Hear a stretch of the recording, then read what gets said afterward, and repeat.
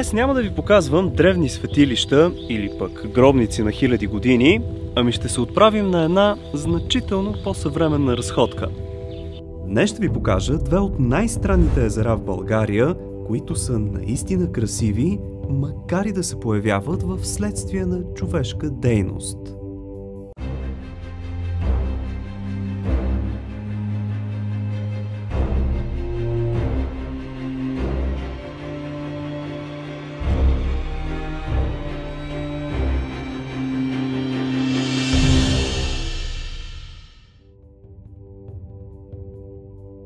Здравейте, приятели! Аз съм Слави и днес реших да разнообразя малко епизодите от серията, като ви покажа две места, образували се през късен 20 век след Христа. Не са природни феномени, нито пък са дело на древните народи по нашите земи, а са в следствие на индустриална дейност.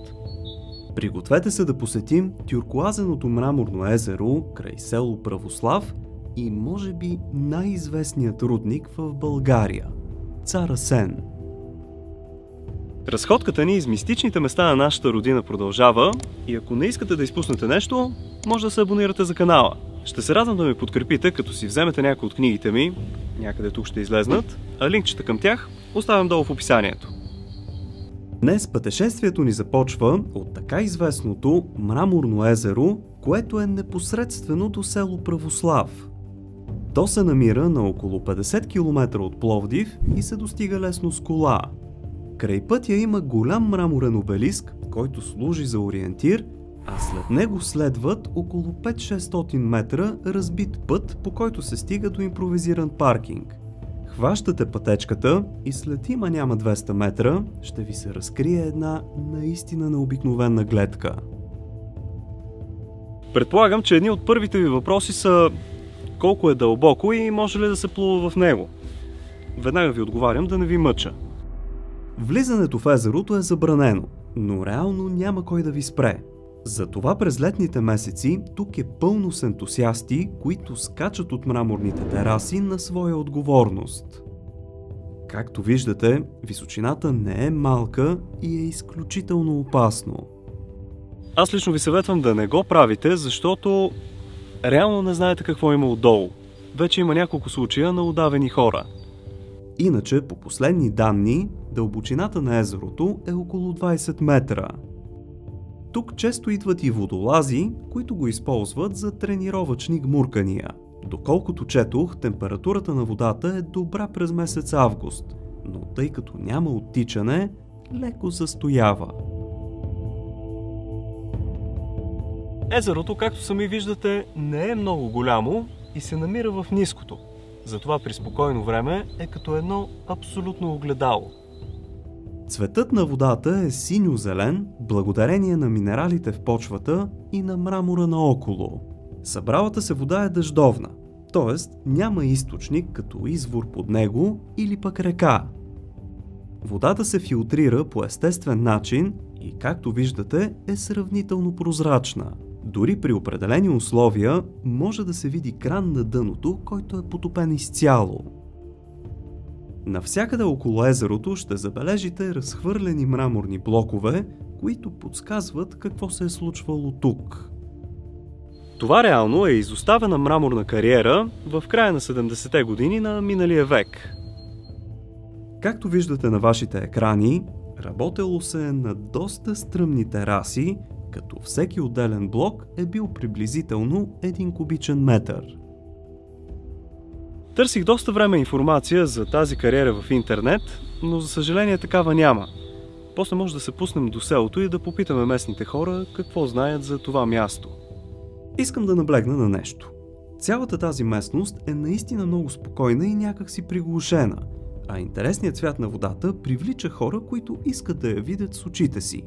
Единственото нещо, което може би ще ви ги избуде и ще ви издразни, са отново боклуците.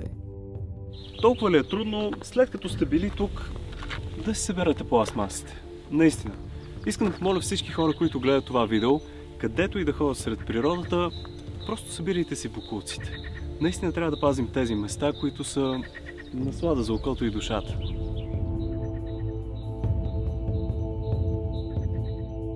Уважавам и графитите като изкуство, но тук по-скоро са просто надписи и са грозни и само развалят преживяването.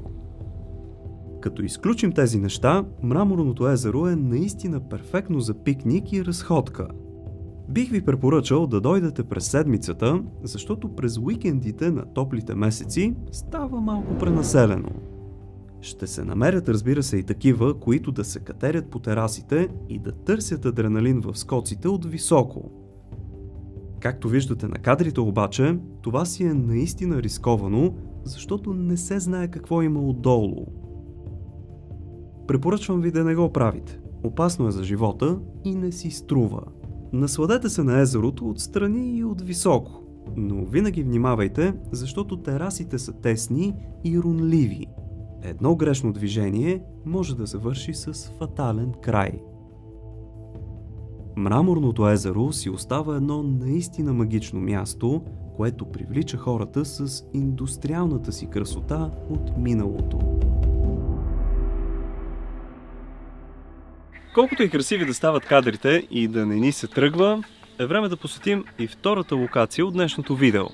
За целта трябва да се качим на колата, да прекосим черния път, осеян с ями, и да минем 90 км до един още по-грандиозен обект, който също е съвременно творение и несъмнено е едно от най-фотогеничните места. Това е рудник Цар Асен край Пазарджик.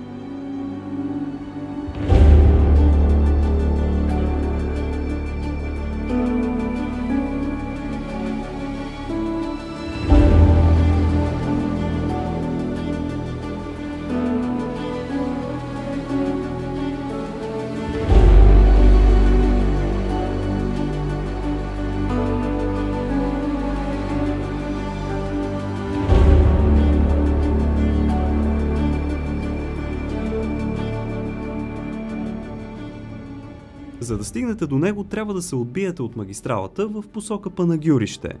Следвайте табелите, но да знаете, че пътят е страшно разбит.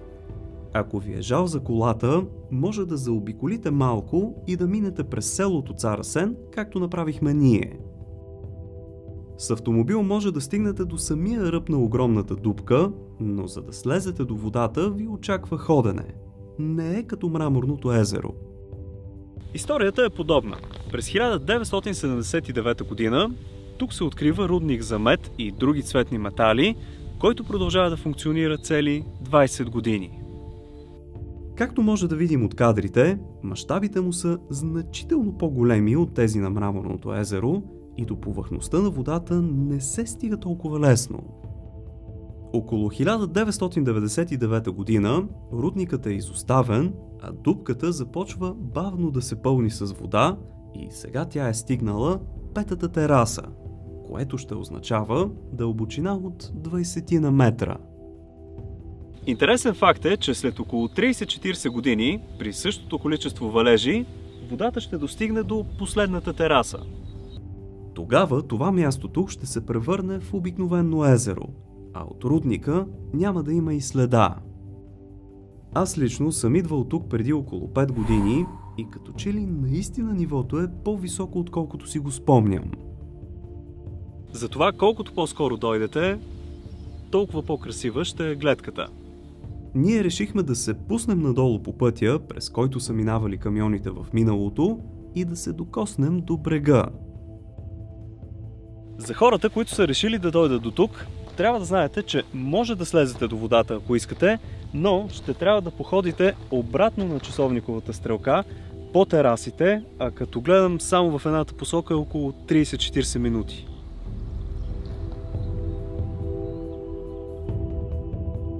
Между другото, забравих да спомена, че мястото е неохраняемо и няма вход. Може да го посетите когато си искате, през който и да е сезон. Само гледайте да не вали, защото сигурно ще стане доста кално. Масленият синьо-зелен цвят на водата се получава от медта в почвата, но има и други съединения в нея, които се смятат за токсични и опасни. Затова къпането е отново забранено. Химикалите са силни и опасни за здравето, а и не се знае какво има отдолу. Учените предупреждават, че не само дълбочината трябва да ви стряска, но и бурните реакции с кожата заради химикалите във водата. Това езеро е изцяло мъртво. В него няма никакъв живот. Нито растителен, нито животински. Всичко, което се докосне до това езеро, умира. Затова е по-добре да се наслаждаваме на тази красота от разстояние. Местните хора се притесняват, че когато един ден рудникът все пак прелее, цялата тази химия във водата ще се излее в реката наблизо и ще настане екологична катастрофа. Затова наричат мястото бомба с закъснител. Хълмчето до самия рудник е направено изцяло с почвата, изкопана от огромната дупка. Сами виждате колко много земна маса е извадена, а в подножието му има още няколко по-малки езерца. Трябва да ви кажа, че мястото не е подходящо за пикник. Няма никаква сянка, нито пък терена е подходящ. Само каманак. Тук е от типа ела, виж, ако искаш слез додолу, рискувай да пипнеш водата и си тръгни. Макар и да не е туристически обект, тук идват доста хора, които искат да видят света на водата с очите си. Кратерът тук е наистина нещо различно. Нещо като от друга планета. Странно е как природата може да превърне дори опустошителното действие на хората в нещо красиво. Да, земята тук е отровена за дълги години напред и крие своите опасности, но пък трябва да признаем, че гледките наистина си заслужават. Това е за днес, приятели. Надявам се днешното видео да ви е харесало и ако е така, може да оставите по един палец нагоре в подкрепа. Ако случайно имате време, направете си едно пътуване до този край на България, защото наистина и двете места си заслужават. Следващият път се отправяме към неповторимия Еменски каньон, едно скрито съкровище в него и каскада, която ще ви смае с кристалните си води. Това са Крушунските водопади. А до тогава не забравяйте да се абонирате за канала и то с камбанката, за да не изпуснете нещо интересно. Благодаря ви, че за пореден път бяхте с мен. Чао и до нови срещи!